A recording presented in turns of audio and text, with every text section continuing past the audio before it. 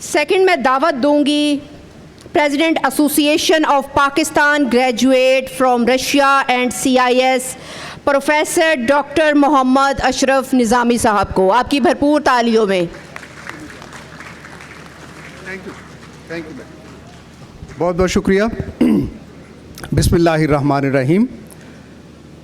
Honorable Ambassador of the Russian Federation in Pakistan, His Excellency Albert Khorev, разрешите меня говорить по-урду, поскольку много народ, который понимает урду. Я думаю, что вы английский как раз это чужой язык для вас и для нас тоже. I have asked the permission from the Honorable Ambassador साहब कि मैं अंग्रेज़ी की बजाय उर्दू में बोलूं, और अंग्रेज़ी में ना बोलने की वजह ये कि ना तो वो रूस की मादरी ज़ुबान है ना पाकिस्तान की मादरी ज़ुबान है। I'm glad कि Ambassador साहब has allowed me, although having all my qualifications या जितने भी मेरे ताल्लुकात और छोटी मोटी तरबियत और तालीम है उसके हवाले से रूसी भी बोल सकता हूँ छोटी मोटी, अंग्रेज़ी भी टूटी भजी बोल सकते हैं, लेकिन सर्टनली हैंस हमारी national language that is the Urdu. So I had asked the permission from the honourable ambassador Russian federation Albert कि वो मुझे उर्दू में बोलने की इजाज़त दें, और I am sure that he understands, at least the colleagues from the embassy who are accompanying him, they understand Urdu very well and they speak too. मेरे लिए नहायत ही काबिल सद एहतराम जनाब एम्बेसडर साहब, नहायत ही काबिल एहतराम जनाब हबीब अहमद साहब, honorary council Russian federation Lahore, मेरे भाई, मेरे दोस्त, मेरे लीडर जनाब कमरुज़्ज़मान कायरा साहब, a very senior seasoned politician of Pakistan and leader of the Pakistan People's Party. मेरे लिए नहायत ही काबिल सद एहतराम जनाब लियाकत बलोच साहब, नायब अमीर जमात इस्लामी, मेरे लिए नहायत ही काबिल एहतराम जनाब अवैस साहब, और पाकिस्तान प्रेस क्लब और लाहौर प्रेस क्लब के हमारे अंसारी साहब, आपका बहुत बहुत शुक्रिया कि आप तशरीफ़ लाए। और नहायत ही मेरे लिए एहतराम जनाब डॉक्टर शाहिद हसन साहब, the chairman the Russian centre for science education and culture Lahore, जनाब बुखारी साहब, इफ्तिखार हुसैन बुखारी साहब, एक बड़े लीडर और बहुत बड़े फ़िलासफ़र। मेरे दोस्तों, आज का दिन हमारे दिलों में तारीख़ की एक अजीम और नाकाबिल फरामोश जिद्दोजहद की याद लेकर आया है। आज हम 80वीं 80th यौम फ़तह द विक्ट्री डे मना रहे हैं, वो दिन जब दूसरी जंग अजीम में सोवियत यूनियन और इसके इत्तहादियों ने नाज़ी जर्मनी के जुल्म, फस्तायत और इंसान दुश्मन नज़रियात को शिकस्त दी। ये सिर्फ़ एक फ़ौजी कामयाबी नहीं बल्कि अमन, कुर्बानी, हौसले और आज़ादी का जश्न है। ये दिन normally 9 June, that was the day 9 जून 1945, जबकि वहाँ बर्लिन के अंदर मुत्तहिदा फ़ौजों ने और लीडर फ़ौजें थीं, that was the Soviet military जिन्होंने जाके अमन का परचम लहराया था। ख़वातीन व हज़रात, ये जंग दुनिया के सबसे बड़ी और खूनी जंग थी। 70 मिलियन, 7 करोड़ से ज़ायद लोग जो थे वो लुक़मा अजल बने। हर घर, हर गांव, हर शहर ने इस जंग की कीमत चुकाई, मगर जिस कौम ने सबसे ज़्यादा कुर्बानी दी वो सोवियत यूनियन के अवाम थे, जिन्होंने तकरीबन 27 मिलियन, 2 करोड़ 70 लाख और रफली कहें तो 3 करोड़ से ज़ायद जानों का नजराना पेश किया। सिर्फ मॉस्को की सर्द हवाओं में नहीं बल्कि स्टालिनग्राद, लेनिनग्राड और कीव और दीगर शहरों में हर तरफ खून, भूख, लेकिन इस साथ ही अज़्म व इस्तक़लाल की दास्तानें रकम हुईं। रूसी अवाम ने ना सिर्फ नाज़ी अफ़वाज को रोका बल्कि दुनिया को फस्तायत की लानत से बचाया, और आज भी जो ये दुनिया गुज़र रही है ज़योनिज़्म की, उसके लिए आज भी एक ज़रूरत है कि अक़वाम आलम जो है इस ज़योनिज़्म को रोकें और उसी तरह से जो जज्बे 1945 में थे उनकी तरवीज की जाए ताकि हम आज़ादी, अमन और चैन की ज़िंदगी जो है इस दुनिया के लिए गुजार सकें।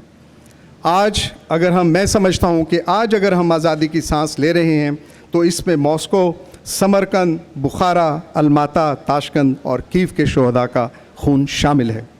اور یہ جنگ صرف یورپ تک محدود نہیں تھی۔ ہمارے سینئر دوست یا ہسٹورینز دے نو کہ یہ ایشیا کے اندر بھی بازار سرگرم تھا، جس کی سرپرستی جاپان کی فوجیں کر رہی تھیں۔ اس میں ہمارے بارڈرز تک، سب کانٹیننٹ تک، برما واز دا کنٹری کہ برما کے اندر یہ دوسری جنگ عظیم جو تھی وہ لڑی گئی تھی۔ اس کے لیے ایک میرے لیے یہ خبر تھی جب میں نے پہلی دفعہ یہ دیکھا کہ چائنا کے عوام نے 20 ملین سے زیادہ، 2 کروڑ سے زیادہ جو تھا، انہوں نے اپنی جانیں دیں اس جاپانی سامراج کے خلاف جو کہ جیپنیز وار اور مزاحمت کی تھی۔ یہ حقیقت تاریخی طور پر اہم ہے کہ مشرق و مغرب دونوں نے مل کر ظلم کے خلاف جہاد کیا۔